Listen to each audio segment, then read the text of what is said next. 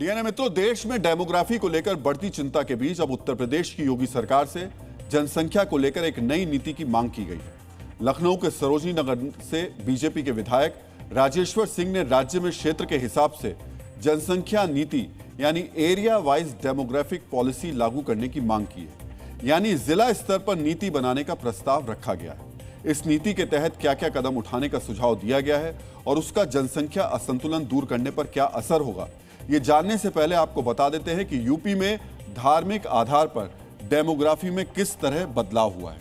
BJP विधायक राजेश्वर सिंह के दावे के मुताबिक देश की आजादी के बाद पहली जनगणना में उत्तर प्रदेश में 84.4% हिंदू थे, जबकि मुस्लिम आबादी 14% थी। वहीं 2011 की जनगणना में हिंदू आबादी घटकर 79.7% रह गई और मुस्लिम आबादी बढ़कर 19.3% हो गई। यानी 60 वर्षों में हिंदू आबादी में 5% की कमी हुई, जबकि मुस्लिम आबादी में 5% की बढ़ोतरी हुई। कई जिलों में मुस्लिम आबादी 50% के आसपास भी हो गई है, जिनमें रामपुर, संभल और मुरादाबाद शामिल हैं। 2001 और 2011 के आंकड़ों की तुलना करें तो पश्चिमी यूपी के कई जिलों में मुस्लिम आबादी तेजी से बढ़ी है। मुरादाबाद में 2001 में मुस्लिम आबादी 47.1% थी, लेकिन 2011 में यह बढ़कर 50.2% हो गई।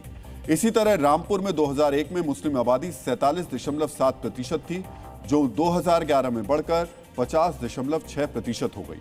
सहारनपुर में 2001 में मुस्लिम आबादी 44.6% थी, जो 2011 में 46.7% हो गई।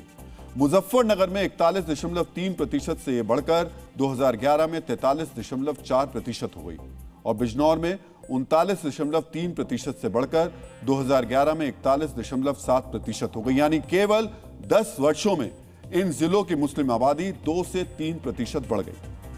डीएनए मित्रों, हाल के दिनों में उत्तर प्रदेश के मुख्यमंत्री योगी आदित्यनाथ ने भी देश की डेमोग्राफी में बदलाव को लेकर चिंता जताई थी। उन्होंने डेमोग्राफी में बदलाव के लिए राजनीतिक इस्लाम को जिम्मेदार ठहराया था।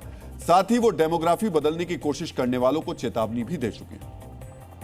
राजनीतिक इस्लाम वही है जो छांगुर के रूप में डेमोग्राफी को चेंज करके राष्ट्र माता के टुकड़े टुकड़े करने की मंशा के साथ कार्य कर रहा है। समाजवादी पार्टी और कांग्रेस के समय में चुन चुन करके हिंदुओं को निशाना बनाया जाता था।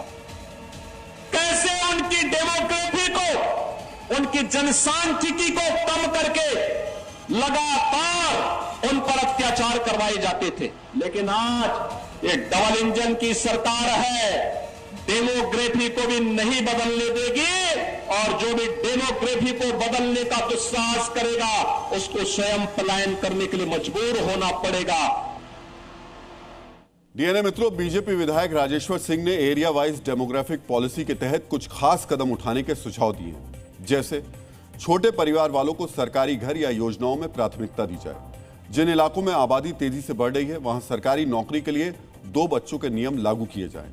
जो लोग 2 बच्चों के नियम का पालन नहीं करते उन्हें सरकारी योजनाओं के लाभ ना मिले। जनसंख्या नियंत्रण में बेहतर प्रदर्शन करने वाले जिलों को विकास योजनाओं पर खर्च करने के लिए 5% अतिरिक्त फंड मिले। धर्मांतरण को लेकर सुप्रीम कोर्ट के दिशा निर्देशों के अनुसार एक प्रक्रिया बनाई जाए। बाहरी श्रमिकों के लिए रजिस्ट्रेशन और सत्यापन जरूरी बनाया जाए। जनसंख्या में असंतुलन का यह मुद्दा यूपी सरकार के सामने रखा गया है, लेकिन सच्चाई यह है कि यह असंतुलन देश के कई राज्यों में पैदा हो चुका है। डेमोग्राफी में बदलाव कई राज्यों की समस्या है। असम में मुस्लिम जनसंख्या में बढ़ोतरी की वजह से कम 9 जिलों की डेमोग्राफी बदल गई है और हिंदू वहां अल्पसंख्यक हो गए हैं। असम के मुख्यमंत्री ने कहा है कि अगर इसी तरह मुस्लिम आबादी बढ़ती रही तो 2041 तक मुस्लिम आबादी हिंदुओं के बराबर हो जाएगी। पश्चिम बंगाल में अवैध घुसपैठ की वजह से कई जिलों की डेमोग्राफी बदल गई है। झारखंड के संथाल परगना इलाके के 6 जिलों में मुस्लिमों की आबादी 9% से बढ़कर 23% हो गई है। यहां तक कि उत्तराखंड की राजधानी देहरादून के पास 28 गांवों की डेमोग्राफी बदलने के आरोप भी लगे हैं। वैसे जनसंख्या के असंतुलन को लेकर प्रधानमंत्री नरेंद्र मोदी भी चिंता जता चुके हैं। 15 अगस्त को लाल किले से अपने भाषण के दौरान उन्होंने डेमोग्राफी मिशन शुरू करने का ऐलान किया था। इसी तरह राष्ट्रीय स्वयंसेवक संघ के प्रमुख मोहन भागवत भी जनसंख्या असंतुलन पर चिंता जता चुके हैं। उन्होंने जनसंख्या असंतुलन को नजरअंदाज नहीं करने की चेतावनी दी थी। उनके मुताबिक इसके भौगोलिक सीमाओं में बदलाव और देश के विभाजन जैसे गंभीर नतीजे हो सकते हैं।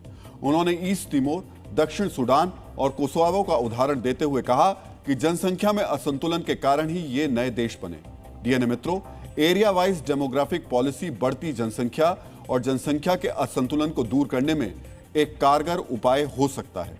कम जनसंख्या वाले इलाकों या परिवारों को प्रोत्साहन देकर, उन्हें सरकारी योजनाओं में प्राथमिकता देकर, वहां विकास योजनाओं पर ज्यादा खर्च करके दूसरे इलाकों के लिए उदाहरण पेश किया जा सकता है। लेकिन दिक्कत यह है कि जनसंख्या नियंत्रण की ऐसी नीतियों को भी धर्म के चश्मे से देखा जाता है। किसी खास धर्म के खिलाफ इसको समझा जाता है और उस पर राजनीति शुरू हो जाती है, जबकि इस मांग का धर्म से कोई लेना देना नहीं।